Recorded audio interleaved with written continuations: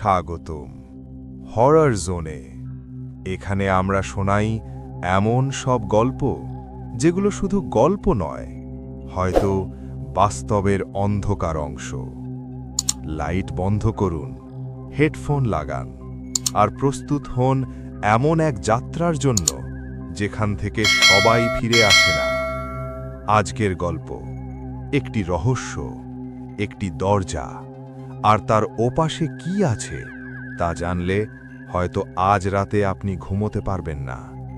চলুন শুরু করা যাক। শেষ ট্রেনটা কখনো স্টেশনে পৌঁছায় না। রাত 11:30। শহরের প্রায় সব দোকানপাট বন্ধ হয়ে গেছে। কুয়াশায় ঢেকে গেছে ছোট্ট রেল স্টেশনটা। নাম শালবাড়ি হাল্ট। এই স্টেশনে রাত 12টার পর আর কোনো ট্রেন থামে না। কিন্তু লোকমুখে একটা কথা শোনা যায়, রাত 12:17 একটা ট্রেন আসে। যে ট্রেনের নাম কেউ জানে না, যে ট্রেনের টিকিট কাউন্টার থেকে মেলে না, আর যে ট্রেনে যারা ওঠে তারা আর কখনো ফিরে আসে না। অর্ণব এসব গল্পে বিশ্বাস করত না। সে একজন সাংবাদিক, শহর থেকে এসেছে এই গুজবের সত্যতা খুঁজতে। স্টেশনের মাস্টার বৃদ্ধ মানুষটা প্রথমে কথা বলতে চাইছিল না, পরে ধীরে ধীরে বলল, বাবা, এখানে রাত 12টার পর থাকিস না, কিছু জিনিস না জানাই ভালো। অর্ণব হাসল। সে ঠিক করল আজ রাতটা এখানেই কাটাবে। 11:58। স্টেশন প্রায় ফাঁকা। বাতিগুলো মাঝে মাঝে টিমটিম করছে। দূরে কুকুরের ডাক শোনা যাচ্ছে। 12:10।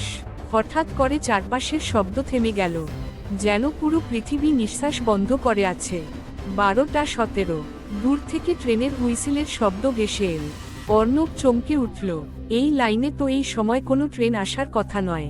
কুয়াশার ভেতর থেকে ধীরে ধীরে একটা ট্রেন বেরিয়ে এল। পুরনো ধাঁচের, রং চটে গেছে, জানালাগুলো অন্ধকার। ট্রেনটা এসে থামল ঠিক তার সামনে। কিন্তু আশ্চর্যের বিষয়, স্টেশনের ঘড়ি তখনও 12:16 আটকে আছে। দরজা খুলে গেল নিজে থেকেই। ভেতর থেকে ঠান্ডা বাতাস বেরিয়ে এল। অর্ণব সাহস করে একটা কামরায় উঠে পড়ল। ভেতরে ঢুকেই তার গা শিউরে উঠল। সব সিট ভর্তি, মানুষে মানুষে ঠাসা, কিন্তু কেউ নড়ছে না, কেউ কথা বলছে না, সবাই সোজা সামনে তাকিয়ে বসে আছে। অর্ণব পাশের সিটে বসা লোকটার দিকে তাকালো। লোকটার চোখ খোলা, কিন্তু দৃষ্টি ফাঁকা। তার মুখে কোনো প্রাণ নেই। হঠাৎ করেই ট্রেন চলতে শুরু করল। স্টেশন ধীরে ধীরে মিলিয়ে গেল কুয়াশায়। অর্ণব বুঝতে পারল না ট্রেনটা কোন দিকে যাচ্ছে। জানালার বাইরে শুধু অন্ধকার। হঠাৎ তার সামনে বসা এক বৃদ্ধ মাথা ঘুরিয়ে তার দিকে তাকালো। তার চোখ দুটো সম্পূর্ণ সাদা। বৃদ্ধের ঠোঁট নড়ল ধীরে ধীরে। তুই নামিসনি কেন? অর্ণব স্তব্ধ। এই ট্রেনে যারা ওঠে তারা নামতে পারে না। তারপর বৃদ্ধ আবার আগের মতো সোজা হয়ে বসে গেল, যেন কিছুই হয়নি। অর্ণব দরজার দিকে দৌড়ে গেল। দরজা বন্ধ। জানালার কাছে নিজের প্রতিবিম্ব দেখতে পেল, কিন্তু প্রতিবিম্বটা তার মতো নয়। তার চোখ ফাঁকা, মুখ নিস্তেজ। ট্রেনটা হঠাৎ একটা টানেল দিয়ে ঢুকে গেল। অন্ধকার সম্পূর্ণ। টানেল থেকে বের হতেই সে দেখল ট্রেনটা কোনো অচেনা জায়গায় দাঁড়িয়ে আছে। প্ল্যাটফর্ম নেই, কোনো সাইনবোর্ড নেই, শুধু কুয়াশা আর অস্পষ্ট ছায়া। কামরার সব মানুষ একসঙ্গে উঠে দাঁড়ালো, একসঙ্গে, একই গতিতে। তারপর ধীরে ধীরে দরজার দিকে হাঁটতে শুরু করলো। অর্ণব অনুভব করল তার পা নিজে থেকেই নড়ছে। সে থামাতে চাইছে, পারছে না। সবাই নেমে গেল ট্রেন থেকে। নিচে নেমে সে দেখল মাটির ওপর অসংখ্য পুরনো জুতো পড়ে আছে, সবগুলো ধুলো জমা। হঠাৎ দূরে সে একটা সাইনবোর্ড দেখতে পেল, লেখা শেষ গন্তব্য, আর নিচে ছোট অক্ষরে ফিরে যাওয়ার রাস্তা নেই। মানুষগুলো একে একে কুয়াশার ভেতরে মিলিয়ে যাচ্ছে। অর্ণব বুঝতে পারল এরা সবাই মৃত।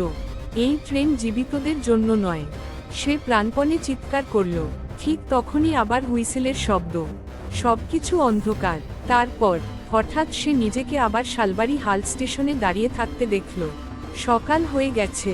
স্টেশন মাস্টার তাকে দেখে অবাক হয়ে বলল, তুই এখনো আছিস? কাল রাতে তো কোনো ট্রেনই আসেনি। অর্ণব চারপাশে তাকালো। সব স্বাভাবিক। সে ভেবেছিল সবই দুঃস্বপ্ন। ঠিক তখনই সে লক্ষ্য করল তার পায়ে জুতো নেই, আর প্ল্যাটফর্মের এক কোণে পড়ে আছে একটা ধুলো জমা জুতো জোড়া। ঠিক তারটাই। রাত 12:17।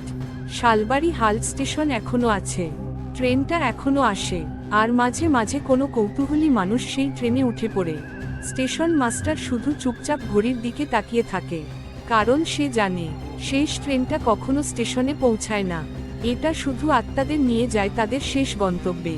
আর কখনো কখনো ভুল করে কোনো জীবিত মানুষও উঠে পড়ে, কিন্তু সে আর আগের মতো ফিরে আসে না। তাহলে এটাই ছিল আজকের গল্প। কিন্তু মনে রাখবেন, সব ভয়ের শেষ হয় না গল্প শেষ হওয়ার সঙ্গে সঙ্গে। কিছু ছায়া আমাদের সঙ্গেই থেকে যায়। আজ রাতের পর যদি হঠাৎ কোনো অচেনা শব্দ শুনতে পান অথবা মনে হয় কেউ আপনাকে দেখছে, তাহলে বুঝবেন অন্ধকার কখনো পুরোপুরি ফাঁকা থাকে না। ভিডিওটি যদি আপনাকে একটুও শিহরিত করে থাকে তাহলে লাইক দিন, চ্যানেলটি সাবস্ক্রাইব করুন আর কমেন্টে লিখে জানান আপনি কি একা বসে এই গল্প শুনেছেন। আবার দেখা হবে আরেকটি অজানা অন্ধকার গল্প নিয়ে।